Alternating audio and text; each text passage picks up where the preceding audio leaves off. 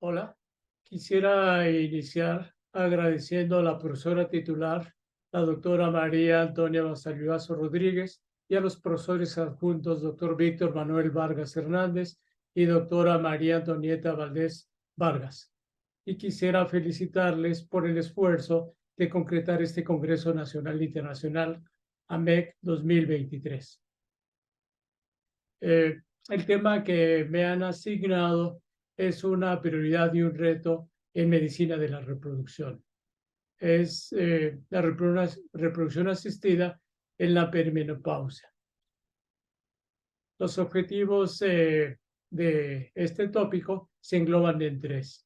Inicialmente, conocer algunos aspectos generales asociados a estos cambios fisiológicos en la gónada femenina. Secundariamente, identificar algunos escenarios clínicos trascendentes, fundamentalmente qué sucede a los 40, 45 años y, por supuesto, en esta etapa reproductiva. Y finalmente, desde mi punto de vista, uno de los aspectos más trascendentes es ver cuáles son nuestros resultados reproductivos, cuál es la utilidad de los procedimientos de reproducción asistida.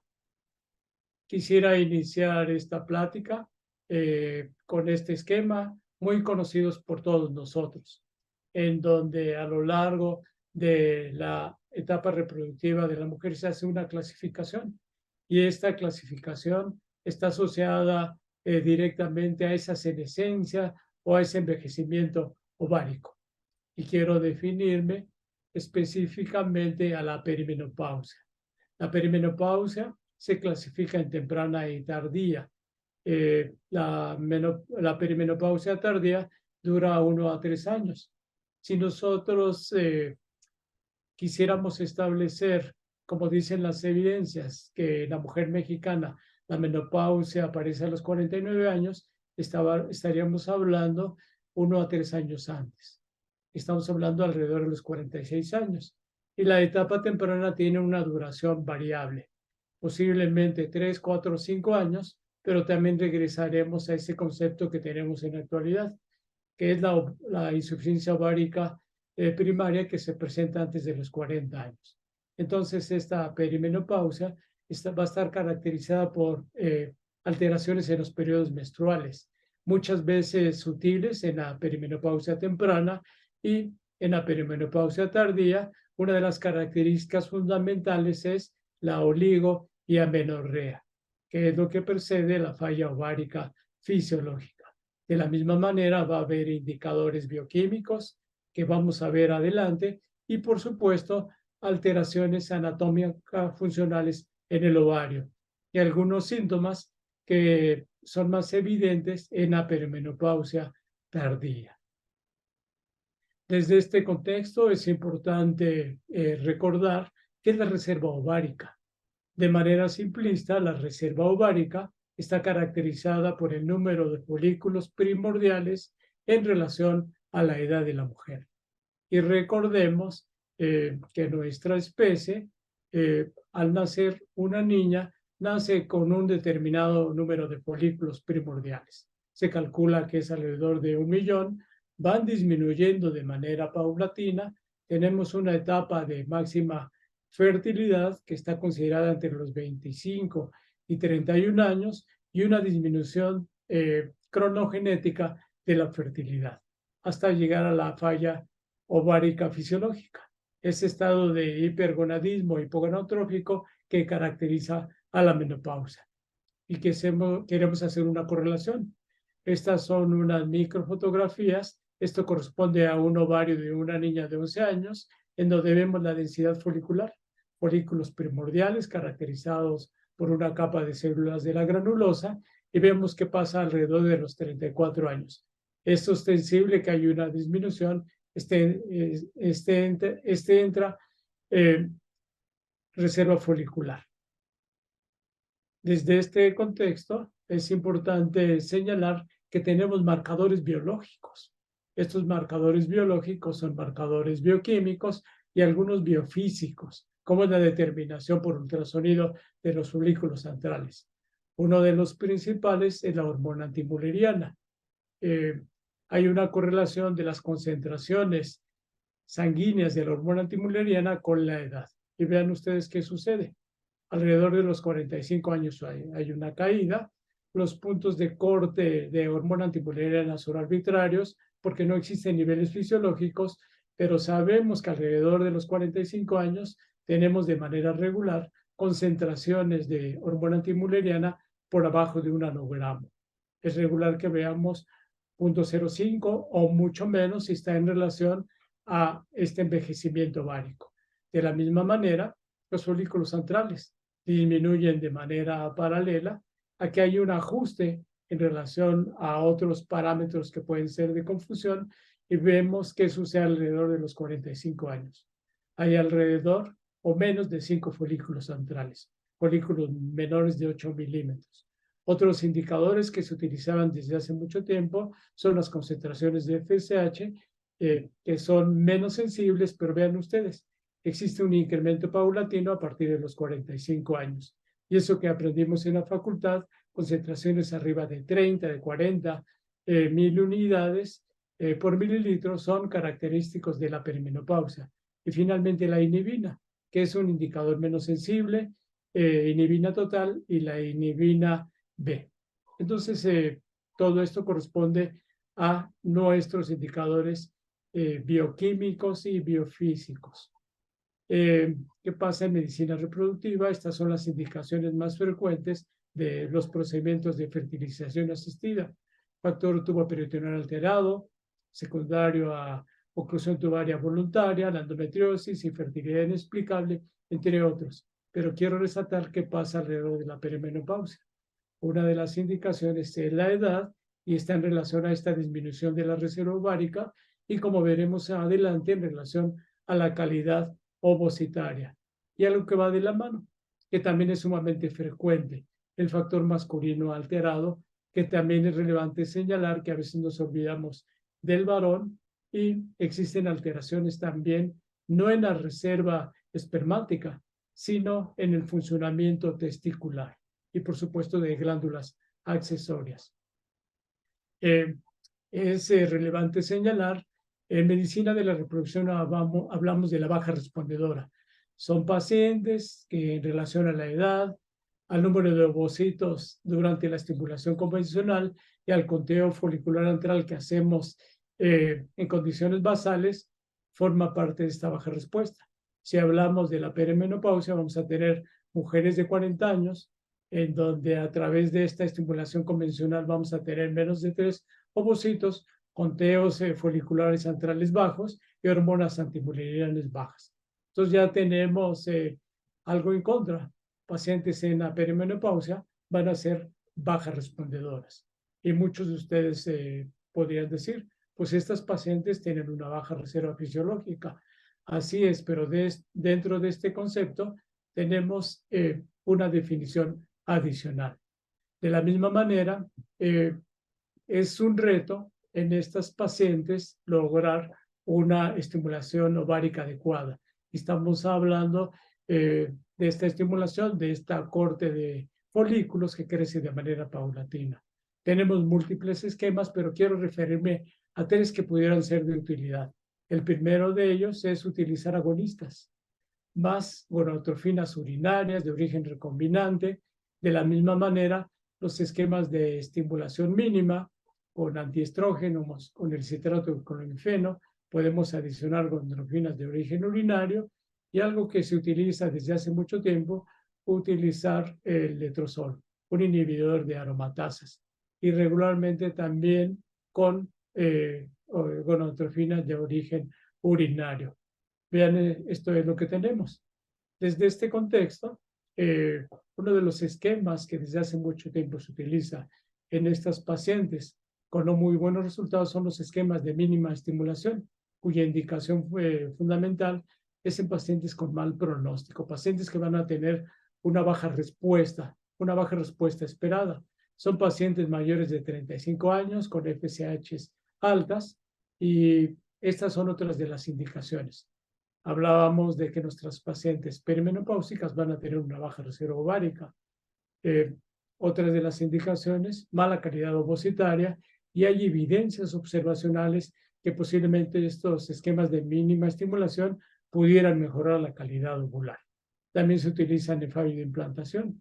Hay algunos efectos secundarios importantes. El citrato de clomifeno nos da endometrios de bajo espesor, y también algunos de estos esquemas nos dan picos endógenos de LH que alteran también la maduración ovular. Entonces, este es uno de los esquemas que se ha utilizado. Les decía, hay algunas evidencias que pudieran ser de utilidad, y es un esquema de agonistas en un ciclo corto. Regularmente lo utilizamos en pacientes mayores de 38 años, con cuentas de folículos antrales bajas antimulerianas, FSHs por arriba de 10 y, por supuesto, antecedente baja respuesta. Y utilizamos un agonista de la GnRH a partir del día 2 de la estimulación. Se pueden utilizar con neutrofinas recombinantes o de origen urinario. Y esto es lo que pudiera ser aplicable. Algo también importante en estas pacientes es la transferencia embrionaria. Uno de los pasos de la reproducción asistida, que a diferencia de la aspiración o captura ovular, le hemos dado más importancia. Esta transferencia, estamos hablando de número de embriones y desarrollo embrionario, va a estar en relación a la edad de la paciente, algo muy trascendente a la clasificación de los embriones que nos hacen en el laboratorio y a la misma calidad morfológica. Y por supuesto, a los recursos que tenemos en el laboratorio. Y vale la pena recalcar que actualmente la mayoría de laboratorios cuentan con procesos de congelación, con procedimientos genéticos que son trascendentes en este grupo de pacientes. Y por supuesto, la respuesta a ciclos previos.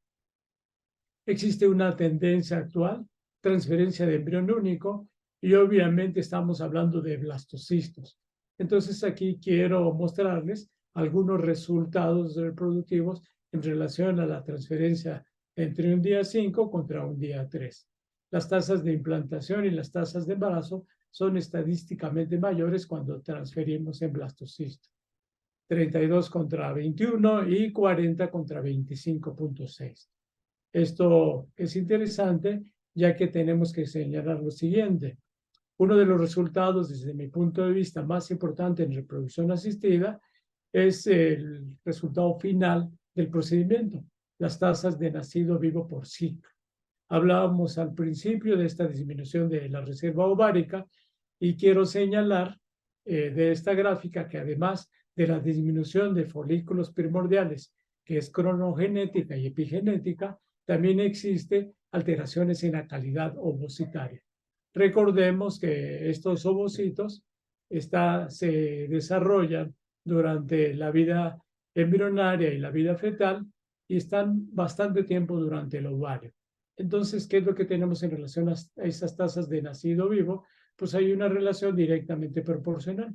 Vean ustedes, las tasas de nacido en menores de 30 años, 37, baja a 30% entre 30 y 37 años, entre 38, 40, 20%, y algo trascendente, 41, 42 años, 11%, y después de los 43 años, estamos hablando de perimenopausia, es 4%. Esta eficiencia reproductiva es una de las limitaciones que nosotros tenemos de los procedimientos de reproducción asistida. Y es trascendente siempre tenerlo en cuenta, porque tenemos bajas tasas de nacido vivo por ciclo. Hablamos también de una relación de la edad con las alteraciones embrionarias, las aneuploidías. Y por supuesto, esto repercute en el componente femenino, en los ovocitos. Entonces, también existe una relación directamente proporcional entre la prevalencia de aneuploidía. A mayor edad se incrementa. Vean ustedes qué pasa a los 30 años, a los 40, a los 42 años, la prevalencia es del 50%, y a los 45 años casi es del 100%.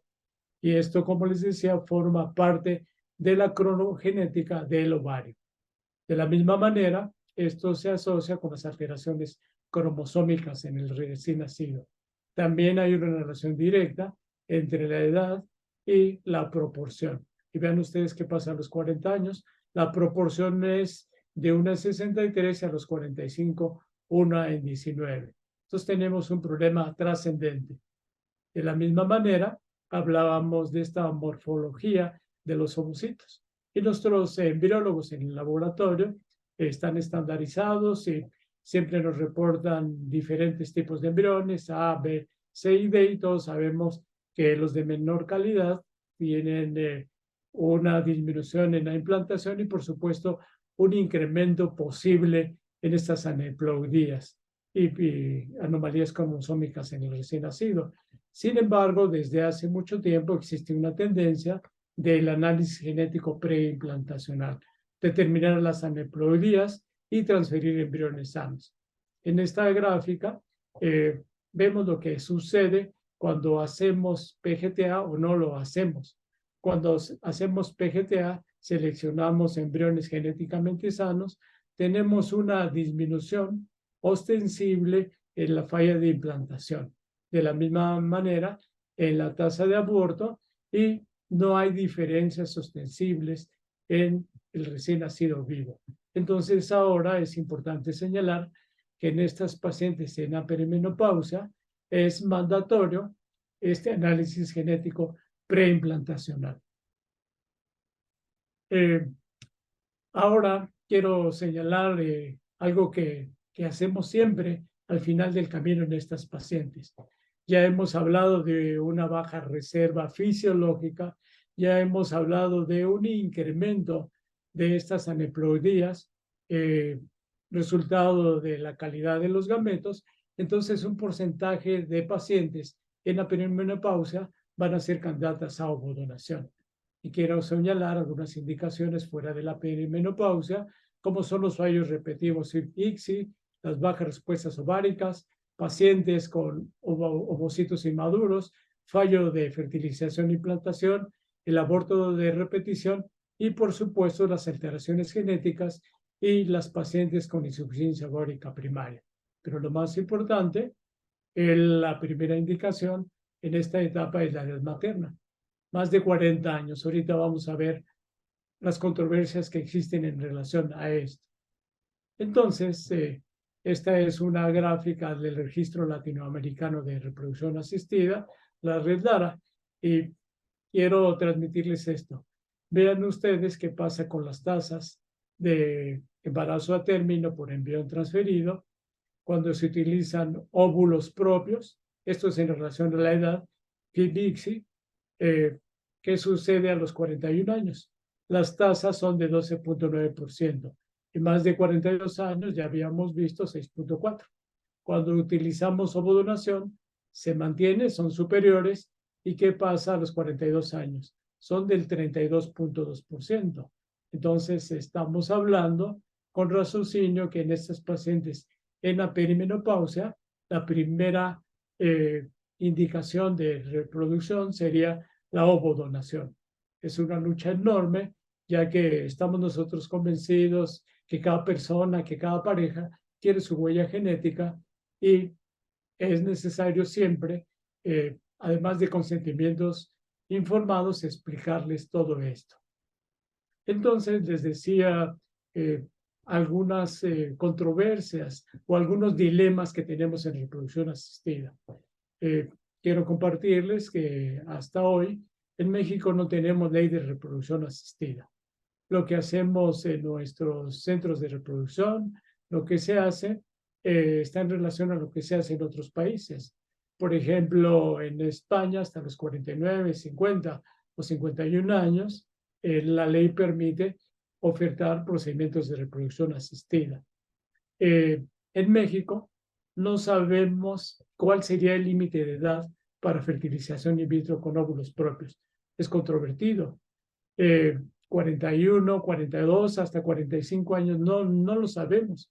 Pero lo que sí vemos en el día a día, que cada vez tenemos pacientes mayores de 38, de 40, 41 años o hasta 42 que desean embarazo con óvulos propios, a pesar de la baja reserva, de las bajas antimulerianas y de esa cuenta de folículos antrales que encontramos regularmente muy baja. Y también es importante señalar y recalcando evidencias anteriores que la tasa de nacidos vivos después de los 45 años es sumamente baja. Entonces, a manera de recomendación, y les decía en relación a otros consensos, se recomienda con óvulos propios FIP entre los 38 y 41 años. Y después de los 42 años, ovodonación. Son recomendaciones solamente y, como les decía, poner a las personas, a las parejas estos sobre la mesa. Entonces, les hablaba en diapositivas anteriores que siempre nos dirigimos a la edad materna avanzada, que desde mi punto de vista no me gusta el término. Sin embargo, en el varón, a partir de los 45, 50 años, existe una contribución importante en la fertilidad, los resultados en reproducción asistida y, por supuesto, en el recién nacido. Y ahora sabemos que después de esta edad hay alteraciones en el semen, hay una disminución en la calidad espermática y es frecuente ver disminución en el volumen, en la cuenta, en la motilidad y algo que vemos con frecuencia en la morfología. Y si nosotros hacemos fragmentación de DNA, también esta está aumentada. Esto es sumamente importante porque 50% del componente genético embrionario corresponde al esperma, al varón.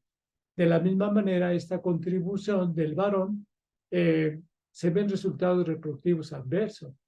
Disminuye la tasa de embarazo, se incrementa la tasa de aborto, también se incrementa la tasa de parto prematuro y esto se ha publicado controlando los factores de confusión, se incrementa también la tasa de óbito y algo que se ha visto también en varones que tienen este tipo de alteraciones es productos de bajo peso para su edad gestacional.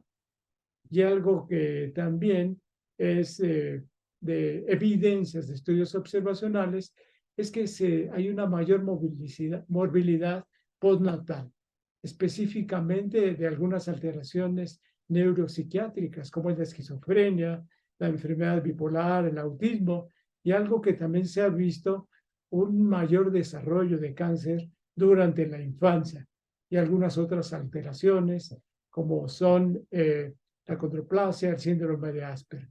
Esto es sumamente interesante porque siempre nos referimos a la mujer y, como veremos más adelante, ahora nuestras parejas son mayores de 40, 42 años y coinciden estos factores. Entonces, para esto quiero ejemplificarles con esta gráfica. Esta gráfica lo que correlaciona es la tasa de nacidos vivos en relación a la edad del varón y la edad de la mujer. Y vean ustedes, disminuye de manera estadísticamente significativa la tasa de nacidos vivos cuando se conjunta la edad de la mujer y del varón. Vean ustedes, 46 y 50 años y coincide también con la edad maternal en esta etapa, más de 40 años. Entonces, ya tenemos dos factores que se conjugan y cuando hablamos de fertilización asistida durante la perimenopausia, también tenemos que tomar en cuenta al varón. Y les decía, edad paterna avanzada no hablamos, pero nosotros hacemos estudios de fragmentación, no de manera rutinaria, sino personalizamos a partir de los 45, 50 años. De la misma manera, quiero ejemplificarles qué ha pasado en relación a los cambios demográficos. Estamos hablando de países del primer mundo. Recordemos que el primer bebé de probeta fue en 1978, pero a partir de 1990, vean ustedes qué ha pasado en Estados Unidos hasta el 2010. Grupo de edad de mujeres de 45 a 49 años, cómo se ha incrementado el número de nacimientos y qué pasa en 50 a 54 años. Y por supuesto, estamos hablando aquí de donación de ovocitos. Hay un incremento y esto es sumamente importante porque tenemos que hablar de factores biológicos, psicológicos y sociales en estas parejas. Y ahora, si hablamos solamente de nuestra perimenopausia, vean ustedes cómo se han incrementado estos nacimientos en mujeres en la perimenopausia. Entonces, esto es muy interesante. Estamos hablando de hace 13 años en un país del primer mundo, pero esto está empezando a suceder en nuestros países en vías de desarrollo. Algo importante también, sabemos que es difícil que tengamos pacientes de 40, 45 o más años que tengan un estado excelente de salud. Tenemos un problema importante, sobrepeso, obesidad, tenemos pacientes con diabetes, hipertensión, enfermedades crónicas. Y vean ustedes qué pasaba en Estados Unidos hace algún tiempo. Hay un incremento de la mortalidad materna en relación a la edad. Se incrementa hasta 38 por cada 100,000 nacidos vivos. Y esto es sumamente importante porque siempre esperamos un bebé nacido sano, pero también tenemos que tener una madre con un embarazo de alto riesgo, con todo el cuidado prenatal, un puerperio adecuado y un desarrollo postnatal que contribuya al crecimiento del recién nacido. Entonces, también hay relaciones de mortalidad materno-fetal y vean qué pasa en relación a esto en el grupo de 35-44 y más de 45 años. Primero, la muerte materna. Vean ustedes en el grupo mayor de 45 años, 9 meses más cuando comparamos con la unidad. La razón de Mommsen es hasta 16 veces. De la misma manera, el infarto al miocardio, el paro cardíaco se incrementa de manera ostensible.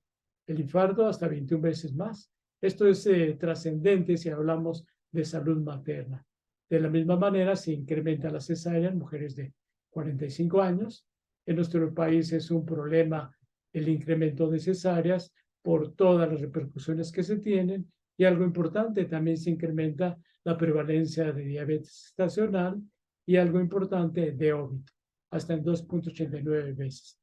Tenemos ahora, además, resultados reproductivos diferentes, un incremento de la mortalidad materno-fetal y no tenemos ninguna duda. De la misma manera, hay una correlación entre el incremento de la mortalidad a la edad en que aparece la menopausia. Hablábamos antes de los 40 años, de la insuficiencia ovárica primaria y posteriormente, punto de corte, 49 años de la menopausia. Hay un incremento paulatino y esto sí estaría en relación a esta estrategia filogenética del envejecimiento ovárico. Ahora quiero señalar esa relación que hay entre los aspectos genéticos y, por supuesto, el medio ambiente y estar en relación a la edad. Tenemos que en relación a la edad va a haber una disminución de la reserva ovárica y esta es fisiológica. Y después de los 42, 45 años y en la perimenopausia, esa reserva ovárica disminuida va a repercutir en la fertilidad y, por supuesto, en los resultados de las técnicas de reproducción asistida. De la misma manera, disminución en la calidad ovocitaria, hay una relación proporcional entre la edad de la mujer y la disminución de la fertilidad, y vean ustedes 5% después de los 45 años, un incremento de las aneuploidías que va a estar en relación a ese contenido genético embrionario y algo que vemos con regularidad, un incremento de aborto, y vean alrededor de los 45 años, es del 90%. Y cromosopatías en el recién nacido. Finalmente, quiero terminar con algunas consideraciones, muchas de ellas desde un punto de vista bioético, y la primera de ellas es que no tenemos un límite de edad parental para ofertar estos procedimientos de reproducción asistida. Nosotros creemos que debemos de adaptarnos a lo que pasa en otros países. 49 años, es importante que tenemos una limitación a técnicas de reproducción asistida, que además de la baja eficiencia que vemos regularmente en estas pacientes con óvulos propios, la eficiencia es sumamente baja, y de la misma manera sabemos que hay un incremento de mortalidad materno-fetal asociada a comorbilidad en este grupo etario. las repercusiones postnatales a mediano y largo plazo, y algo bien importante, lo que estamos viviendo en la actualidad, obstáculos biológicos, psicológicos y culturales. Quiero terminar con un mensaje en reproducción asistida, lo más importante, de acuerdo a los preceptos hipocráticos, primero no dañaré. Les agradezco su atención.